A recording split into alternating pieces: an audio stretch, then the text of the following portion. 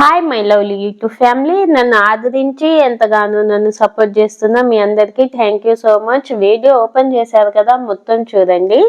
And ఇదైతే Friday vlog అన్నమాట. Friday రోజు చాలా మంది అనుకుంటారు అసలు నేను నమాజ్ చదువుతానా, నాకు అలవాటు ఉందా, చదివే పద్ధతులు ఉన్నాయా అని చెప్పి. చదువుతానండి, నమాజ్ నేను చేస్తాను.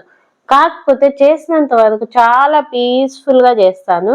నా ఉద్దేశంలో ఏంటంటే నమాజ్ అనేది మనం దేవుణ్ణి కనెక్ట్ అవ్వడానికి ఒక వే అన్నమాట.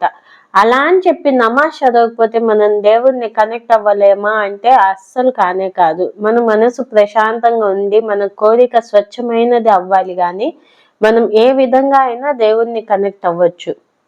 అది నువ్వు ఏ ప్లేస్లో ఉన్నా కానీ, ఈవెన్ నువ్వు ఎక్కడ కూర్చొని నీకు ఆపద ఉంది అంటే దేవుణ్ణి తలుచుకుంటే ఖచ్చితంగా నీకు ఆపద నుంచి విముక్తి అనేది లభిస్తుంది. దేవుడు అనేవారు ప్రతి చోట ఉంటారు. ఇదొక్కటి మనం గుర్తుపెట్టుకుంటే చాలు. అండ్ ఇంకోటి, దేవుడు మనల్ని ప్రేమిస్తారు కానీ శిక్షించేవారు ఎప్పటికీ కాదు. నువ్వు అది చేయకపోతే శిక్షిస్తారు, ఇది చేయకపోతే శిక్షిస్తారు, ఇవన్నీ కరెక్ట్ కాదండి. ఎప్పుడైనా దేవుడు మనల్ని ప్రేమిస్తారు. కాకపోతే మనం ఏదైనా తప్పు చేసినప్పుడు దానికి తప్పుకి తగిన ఫలితాన్ని మనం అనుభవిస్తాం, అంతేగాని దేవుడు ఏం మనల్ని పర్టికులర్గా అయితే శిక్షించరు.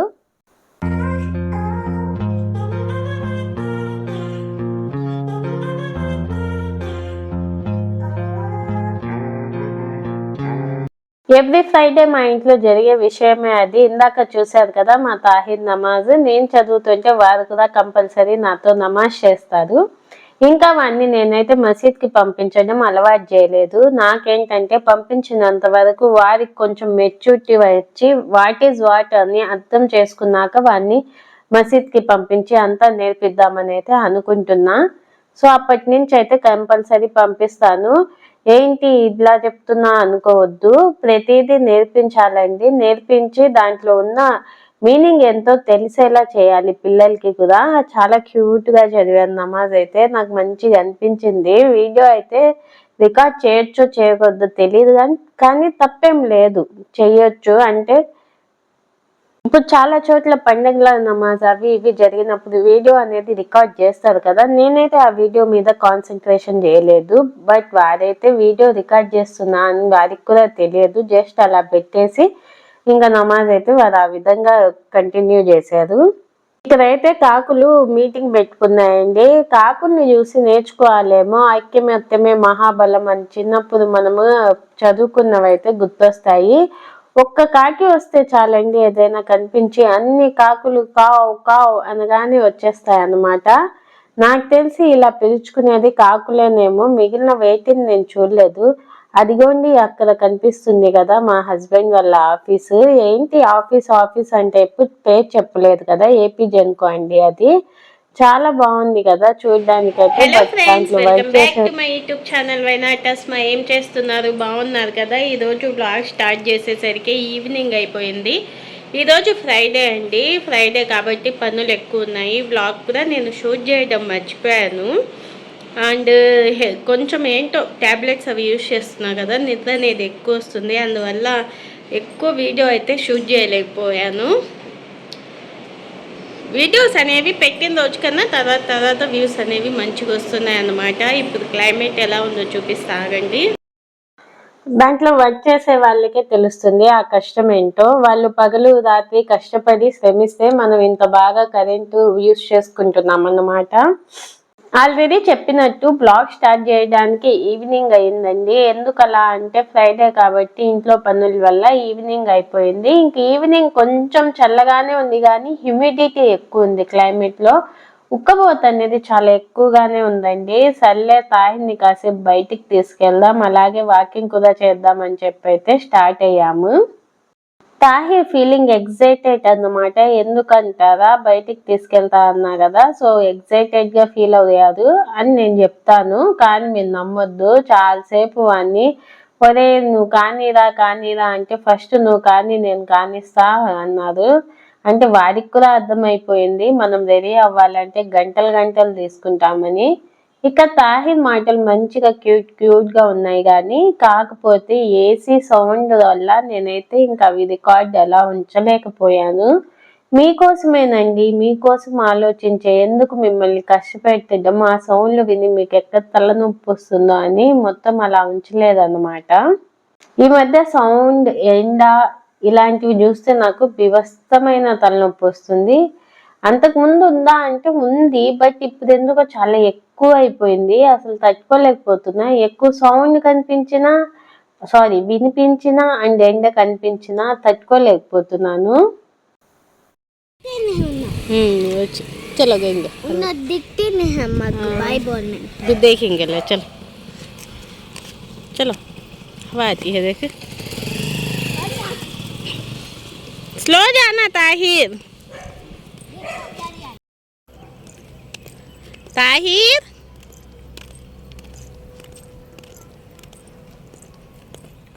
కింద లిఫ్ట్ దిగే వరకు నా మాట వినే తాహిర్ ఇంకా కింద దిగాక ఇక్కడి నుంచి స్టార్ట్ అవుతుంది నా మాట వినకపోవడం అనేది. ఆ ఫ్లైఓవర్ దిగాలంటే వారికి ఎక్కలేని సంతోషం, ఎందుకో తెలియదు కానీ సప్పుమని జాతా దిగుతారు. నాకేమో గుండెలు లటక లటక అని కొట్టుకుంటా ఉంటాయి.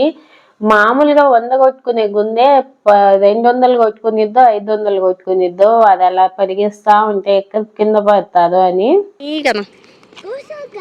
तू बुला नानी को वो दे वाइट कलर ब्लू साइकिल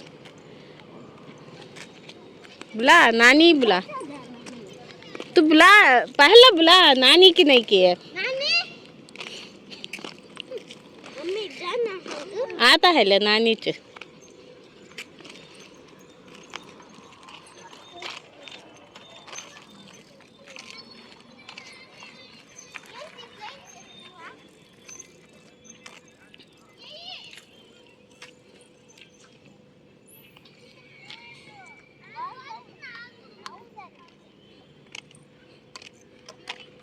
మొన్నొచ్చి 7కి వెతికి పోయారు నాని నాని నాని అని పిలిచి నిన్ను धो నాకు हल्का गिरता गिरता गिरता धो ना बेटे हाथ नहीं आती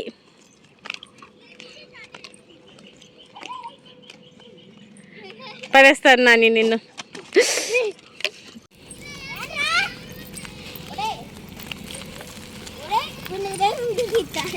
అదే అంట చూడు అన్నయ్య బులానమ్మా నెట్ నాని కన్నా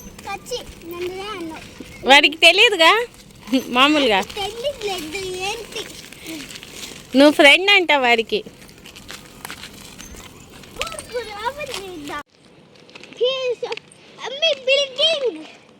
बिल्डिंग्स क्या हमें दिखता है हम दिखते हैं वो रणनीत का क्वार्टर्स वो रणनीत का अम्मी रणनीत का वो रणनीत का वो हाँ माँ देख को जाना माँ हम पूरा स्नैक हम पीते हैं को अम्मी अभी गए तो अब उधर से जाते अब तो अभी गए तो अब क्या उधर गेस्ट हाउस है इससे सियार को उधर का था वो गेस्ट हाउस बाकी ऑफिस उधर ही गेस्ट हाउस का तो क्या वो गेस्ट हाउस क्या वो अम्मी मैं तब बना हुआ तो उधर छोटा जातो हाँ माँ देंगे जल्दी जाती बच्चा धोने जानी वॉकिंग का तो चलना रनिंग का तो धोना वॉकिंग का दिन तो कम होती रनिंग का दिन तो हाथ नहीं आती समझ आया యాజ్ యూజువల్ ఎప్పటిలాగే నాని అన్నయ్యనైతే వెతుక్కొని నాని కనిపించాక నానికి హాయ్ బాయ్ చెప్పారు. ఆడుకోవడానికి కుదరలేదు, వాకింగ్ చేద్దామనే థాట్ తాహిర్కి ఉంది కాబట్టి ఇంకా నానితో కనిపించారు కదా చాలే అన్నట్టు ఉంటాలే అన్నట్టు ఇంకా బయలుదేరారు వాకింగ్ కోసం. ఇప్పుడు నేను మన క్వార్టర్స్ చుట్టూరా తిరుగుతామన్నమాట. అలాగే మీకు కూడా చూపిస్తా, మీరు కూడా శ్రద్ధగా వినండి, ఎక్కడేమున్నాయో చెప్తాను. అనగనగా ఒక అందమైన ఊరు, ఆ ఊళ్ళో అందమైన రాణి, ఆ రాణికి ఒక అందమైన కొడుకు అన్నమాట. ఏంటి వెతుకుతున్నారా రాణి ఏది ఊరేది కొడుకేది అని. మేమేనండి, మేమే ఇప్పుడు ఆ వంతున ఫీల్ అయ్యామన్నమాట. అందంగా ఉన్నా లేకపోయినా మనల్ని ఎవరు అన్నా అనకపోయినా మనకి మనమే అలా ఫీల్ అవుతూ ఉండాలి. సో మేము వెళ్ళి అక్కడ ఆ విధంగా ఫీల్ అవుతూ మేము ఇచ్చిన పోజులు, మేము చేసిన పనులు మీకు చూపిస్తాను. ఇప్పుడైతే ఈ పంప్ హౌస్ నుంచి వచ్చే వాటర్ ఏదో అనుకుంటా, సంథింగ్ యాష్ పోయే పైప్ లైన్స్ అనుకుంటా ఇవి కూడా. సో ఇక్కడ అంతా నీళ్లు ఉంటాయి, మన దగ్గర కూడా ఉంటాయి, గమనించారో లేదో మీరు. అదంతా యాష్ పోతుంది దాంట్లో నుంచి. సో చూసారు కదా ఎలా రస్ట్ పట్టున్నాయో. అప్పుడప్పుడు అవి టప్పు మని పగులుతా ఉంటాయి, అప్పుడు జప్పు మని వాటర్ ఫాల్ పైకి ఎగురుతా ఉంటది, మళ్ళీ రిపేర్ చేస్తా ఉంటారు. ఎందుకంటే ఇక్కడ ఉన్న క్లైమేట్ కి ఇనుము ఏది ఉన్నా ఈజీగా తుప్పు పట్టిద్ది అన్నమాట. మనిషి కూడా ఆ మూవీలో సాంగ్ ఉంది కదా, ఇనుములో అని చెప్పి, ఆ విధంగా మనం ఇనుముతో రెడీ అయ్యామనుకోండి మనం కూడా తుప్పు పట్టి పోతాము. ఇది community hall means function hall అన్నమాట. ఇక్కడ ఏ ఫంక్షన్ అయినా మనం చేసుకోవచ్చు ఇక్కడ వాళ్ళు. అంటే ఫ్రీగా కాదు, కాస్ట్ అయితే ఉంటుంది. ఫ్రీగా వస్తే మనం పెనాయిలైనా తాగుతామని ఒక సామెత ఉంది కాబట్టి ఫ్రీగా ఇస్తే ఎవరైనా చేసుకుంటారని కాస్ట్ అనేది పర్టికులర్ గా పెట్టారండి. అంటే అందరికీ అలాగే ఉంటుందో లేదో నాకు ఎగ్జాక్ట్ గా తెలియదు, కానీ నేను విన్నంత వరకు కాస్ట్ అయితే మనం పే చేయాల్సి ఉంటుంది, సంథింగ్ ఎంతో ఉంటుంది. తాహిర్ ఫంక్షన్ కూడా ఇక్కడ చేద్దామని అయితే అనుకున్నాం, కానీ కొన్ని అనివార్య కారణాల వల్ల మా ఊళ్ళోనే చేసుకోవాల్సి వచ్చిందన్నమాట. ఇంకా ఇక్కడి నుంచి స్టార్ట్ అంటే మన పర్ఫార్మెన్స్ ఎచ్చులు అంటారు కదా, అవన్నమాట ఇక్కడి నుంచి స్టార్ట్ చేసాము. అది ఏ విధంగా స్టార్ట్ చేసాం, ఎలా ఏం చేసాం అనేది మీరు కూడా చూసి మంచిగా హ్యాపీగా అంటే చూసి ఫన్నీగా ఫీల్ అయ్యి, ఉన్నా లేకపోయినా ఫన్నీగా ఫీల్ అవ్వండి. ఫీల్ అయ్యి ఇంతవరకు వీడియో చూసారు కదా, లైక్ చేసుకొని ఇంకా చూడడం స్టార్ట్ చేయండి. ఇప్పటి వరకు సైలెంట్ గా అయిపోయా కానీ ఇంకా నుంచి వీడియోని మీరు లైక్ చేసి చూడాలన్నమాట. అలాగే కొత్త వాళ్ళైతే ఇంతవరకు వీడియో చూసారు కదా, పాత వీడియోస్ కూడా చూడండి, నచ్చుతుంటే సబ్స్క్రైబ్ చేసుకొని చూడండి. ఇదే అందమైన పూల తోట. పూల తోట అనగానే పూలు ఏవి అనొద్దు, పూలు పూస్తాయండి, ఇంకా పూయలేదు. సో ఇదే అందమైన పూల తోట అన్నమాట. మధ్యలో ఒక చెట్టు, అది డెకరేషన్ కోసం అనుకుంటా, బట్ మనం దేన్ని వదలం కదా. మంచిగా అక్కడ కాసేపు నిలబడి ఏమంటారు 360 degrees యాంగిల్లో వీడియో అయితే రికార్డ్ చేసుకున్నాను. మనకి అదేం అక్కర్లేదు ఎక్విప్మెంట్, మన చెయ్యి మనం చాలు. ఏ యాంగిల్ అయినా మనం అలా తిప్పేస్తాం అన్నమాట కెమెరాని. సర్లే మన వ్యూవర్స్ కి గార్డెన్ అన్నాను, పూల తోట అన్నాను, పూలు చూపించకపోతే ఫీల్ అవుతారు కదా అని చెప్పి అక్కడ ఉన్న కొద్దిగా పూలనైతే ఆ విధంగా క్యాప్చర్ చేశాను అన్నమాట. చూసారు కదా ఈ పూలన్నీ అన్ని చోట్ల వేసుంటే ఎంత బాగుండండి అసలు. అప్పుడు నిజంగానే అందమైన పూల తోటలాగా ఉండేదేమో మా క్వార్టర్స్. మా క్వార్టర్స్ మొత్తంలో ఇక్కడే ఆ పూలు చూడడం. అంటే మేము ఉండేది బి కాలనీ అన్నమాట. బి కాలనీలో మొత్తం క్వార్టర్స్ మీద ఆ పూలు నేను ఆ పర్టికులర్ ప్లేస్ లోనే చూశాను. చాలా బాగుంది. ఇక్కడ మెయింటెనెన్స్ కూడా ఎక్సలెంట్ ఉంది, నీట్ గా చేస్తున్నారు. అప్పుడప్పుడు వచ్చి మనం ఇలా వీడియోస్ ఫొటోస్ తీసుకొని వెళ్ళొచ్చు. ఎప్పుడైనా ఫోటో షూట్ చేసుకోవాలంటే ఇలాంటి ప్లేస్ లో చేసుకుంటే బాగుంటది. అందుకే నా తొందరగా 1000 సబ్స్క్రైబర్స్ చేసి మీరు మంచిగా ఏదో చేస్తే, ఏదైనా డ్రెస్సులకో జ్యువెలరీకో నేను ప్రమోషన్ చేసుకుని ఇక్కడికి వచ్చి ఫోటోలు దిగి మీకు పెడతానన్నమాట. అలా అని చెప్పి మొత్తం ప్రమోషన్సే చేస్తావా అనొద్దు. మనకి అంత సీన్ రావాలండి. ఫస్ట్ మన ఛానల్ క్లిక్ అవ్వాలి, దాన్ని 10 మంది చూడాలి, ఎవరో ఒకళ్ళ కంట్లో పడాలి, వాళ్ళు మనకి ప్రమోషన్ ఇవ్వాలి. ఆ ఇచ్చిన ప్రమోషన్ వాళ్ళకి నచ్చి అప్పుడు మనకి ప్రమోషన్స్ రావాలి. ఏ యూట్యూబర్ కైనా ఆబ్వియస్లీ యూట్యూబ్ అనేది మానిటైజేషన్ అవ్వడం అండ్ శాలరీ రావడం ఒక విషయం అయితే, ఒక మెట్టు ఎక్కినట్టయితే, ఒక బ్రాండ్ అనేది మనతో కొలాబరేట్ చేసుకొని ప్రమోట్ చేయించుకోవడం ఇంకో మెట్టు ఎక్కినట్టే కదా. ఇది క్రికెట్ ప్రాక్టీస్ కంట, అంటే మా హస్బెండ్ చెప్పారు. అంతకుముందు ఇక్కడ క్రికెట్ అదంతా ఆడేవాళ్ళంట. మన ఇండియన్ టీం కూడా ఎప్పుడో ప్రాక్టీస్ చేస్తున్నట్టుంది ఇక్కడే. నమ్మేశారా ఏంటి? నమ్మొద్దండి, ఊరికే చెప్పాను. అప్పుడప్పుడు అలా చెప్పుకోవాలి, ఉన్నా లేకపోయినా మనం ఎచ్చులకి అలా చెప్పుకోవాలన్నమాట. ఏంటి ఇలా అంటున్నావు ఎచ్చులని అని అనొద్దు. నెల్లూరు వాళ్ళకి యాక్చువల్లీ ఎచ్చులు అనే వర్డ్ బాగానే ఉంటుంది, కాకపోతే నేను యూజ్ చేయనండి. చిన్నప్పటి నుంచి మేమైతే బాగానే విన్న వర్డ్ అన్నమాట ఇది. ఇంకా మా రిటర్న్ అయితే స్టార్ట్ అయింది. రిటర్న్ స్టార్ట్ అయినప్పుడు చూసారు కదా, ఇక్కడ అంతా వాటర్ యాష్ అంతా పోతా ఉంటుంది ఆ పైప్స్ లో నుంచి. సో ఇక్కడ వాటర్ కూడా ఉంటాయండి.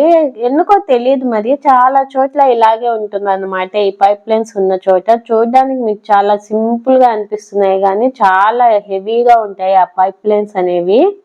ఇంకా ఫైనల్లీ ఇంటి దగ్గరికి అయితే రీచ్ అయ్యాం. అబ్బా చాలా ఎనర్జీనే నేను కరిగించానండి. నా క్యాలరీలు చాలానే బర్న్ అయినట్టున్నాయి. ఈసారి స్మార్ట్ వాచ్ చేసుకుని పోవాలి, ఎంత నడిచా ఎంత ఎనర్జీ ఖర్చు చేశాను తెలియడానికి. ఇక్కడైతే వేరుశెనగ పప్పులండి.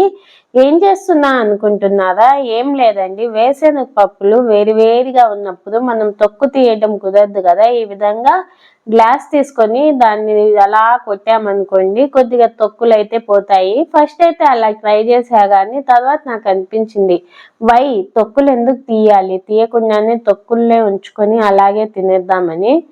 ఏమో తెలియదు కానీ నాకు తొక్కులతో వేసిన చట్నీనే బాగుంటుంది. తొక్కు అంటే ఎన్నిసార్లు మీరు ఫీల్ అవ్వద్దు. యాక్చువల్లీ వేరుశనగకాయలవి తొక్కుతో చేసిన చట్నీ నాకు నచ్చుతుంది అన్నమాట. తీసేసి చేసింది పెద్ద టేస్ట్ అనిపించదు.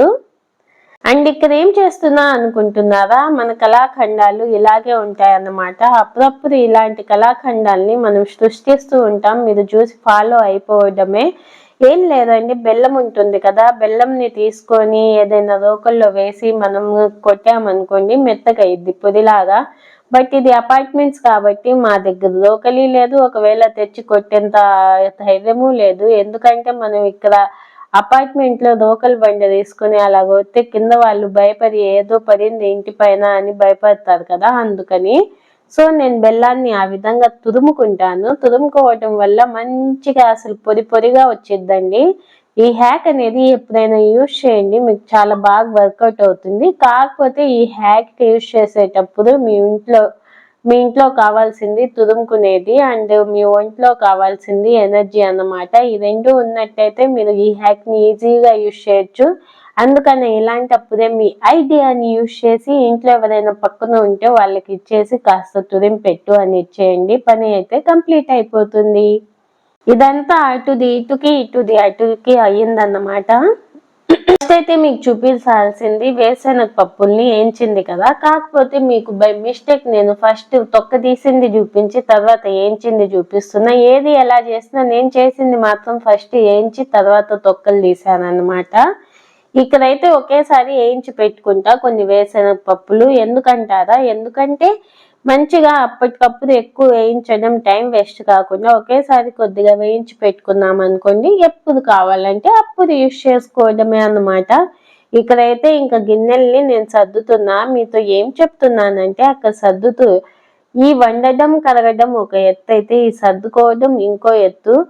తీయాలి, వండాలి, కడగాలి, మళ్ళీ తీసిన చోటు నుంచి అవి పెట్టాలి. ఇంకా ఫైనల్లీ గోధుమ అట్టు అయితే వేసుకొని తినేసాను. ఏంటి నార్మల్ అట్టు చూపించి గోధుమ అట్టు అంటున్నావు అనుకుంటారా? కాదండి, ఇది గోధుమ పిండి అట్టునే. మీకు రెసిపీ కావాలంటే మాత్రం కామెంట్ చేయాల్సిందే, మరి కామెంట్ చేస్తే చెప్తాను. అండ్ ఇంతవరకు వీడియో చూసారంటే ఖచ్చితంగా నచ్చే ఉంటుంది అనుకుంటున్నా. మరి నచ్చితే ఇంకెందుకు ఆలస్యం, లైక్, షేర్, సబ్స్క్రైబ్. కొత్త వాళ్ళైతే ఖచ్చితంగా సబ్స్క్రైబ్ చేసుకొని ఛానల్ని సపోర్ట్ చేయండి. అండ్ ఇప్పటి వరకు ఎవరైతే నా ఛానల్కి కామెంట్స్ చేసి లైక్ చేసి సబ్స్క్రైబ్ చేసి సపోర్ట్ చేస్తున్నారో వాళ్ళందరికీ థ్యాంక్ యూ సో మచ్ అండి.